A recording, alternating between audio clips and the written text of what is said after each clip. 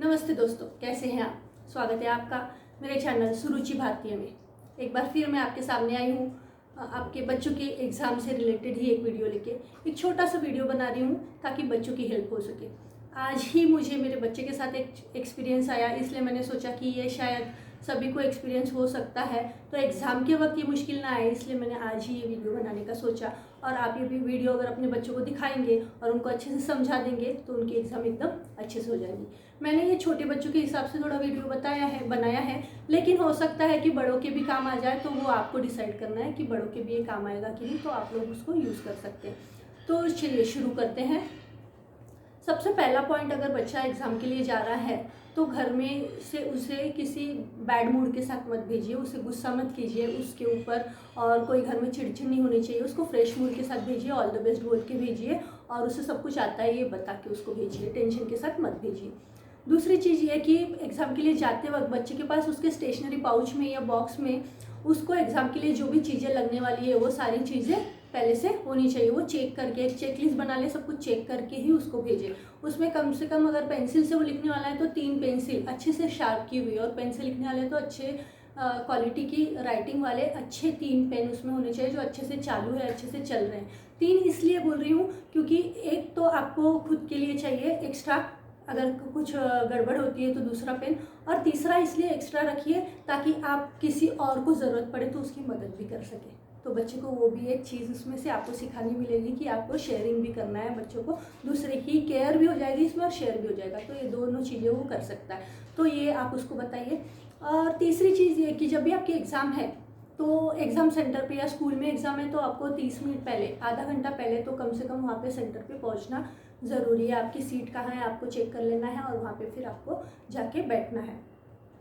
अगर आप घर में ऑनलाइन एग्ज़ाम दे रहे हैं तो ऑनलाइन एग्ज़ाम के लिए भी आप अगर प्रिंटर से प्रिंट आउट लेने वाले हैं तो बच्चे को दोनों चीज़ के लिए रेडी रखिए कि पेपर का आपको प्रिंट आउट मिल गया तो आप प्रिंट आउट में पेपर सॉल्व करेंगे, और अगर नहीं मिलता है तो आपको नोटबुक की भी तैयारी रखनी है, क्योंकि अगर एग्ज़ाम के वक्त पे हो सकता है कभी पावर कट हो गया, लाइट चली गई, तो आप प्रिंट आउट नहीं ले पाएंगे, और बच्चा अगर उसके लिए प्रिपेयर नहीं होगा तो फिर वो पैनिक हो जाएगा। तो आप उसकी अभी जो प्रैक्टिस ले रहे हो वो राइटिंग की प्रैक्टिस नोटबुक में ले तो ज़्यादा बेटर होगा।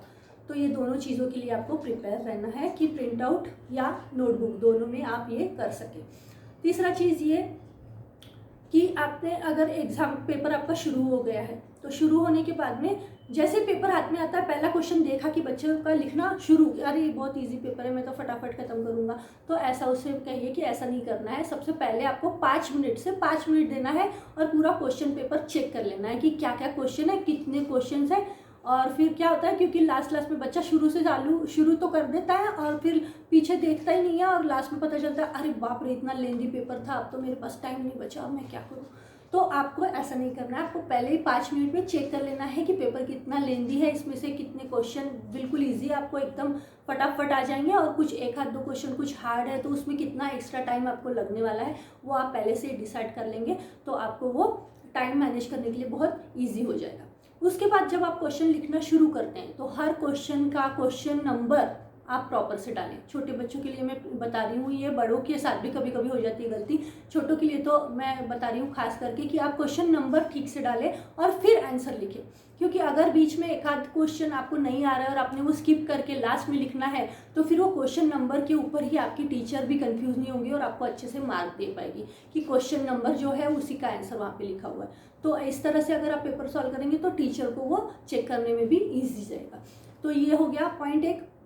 उसके बाद में जब आप पेपर ख़त्म कर रहे हैं तो पेपर ख़त्म आपका एक 5 से 10 मिनट पहले आपका पेपर ख़त्म हो जाना चाहिए, तो वो भी टाइम आपको मैनेज करना है ताकि आप उसको रीचेक कर सके कि आपका कहीं क्वेश्चन नंबर तो गलत नहीं हुआ है, कहीं आपकी कोई स्पेलिंग मिस्टेक्स तो नहीं हुई। छोटे बच्चों के लिए इसलिए मैं बोल रही हूँ कि कहीं स्पेलिंग मिस्टेक्स है, कहीं पे कोई नंबर तो गलत नहीं हो गया है, ये आपको लास्ट में चेक कर लेना है। तो इसलिए आपको 5 से 10 मिनट लास्ट के भी रखने हैं कि अगर कुछ गलती निकलती भी है तो 5 मिनट, अगर 10 मिनट रहेंगे तो वो गलती आप सुधार सकते हैं, 5 मिनट रहेंगे तो गलती आपको पता तो चल जाएगी बट आप सुधार नहीं पाएंगे। इसलिए 5 से 10 मिनट रखिए ताकि कुछ मिस्टेक आपको पता चलती तो आपको उसको ठीक भी करते आने चाहिए, ठीक है। और उसके बाद हो गया खत्म, इतने ही तो पॉइंट्स है, इतना अगर आपने कर लिया तो आपके बच्चे का पेपर एकदम ईजी से हो जाएगा। और बच्चों, आपको कोई डरने की ज़रूरत नहीं रहेगी। ये पॉइंट्स ध्यान में रखिए और आपका पेपर सॉल्व कीजिए।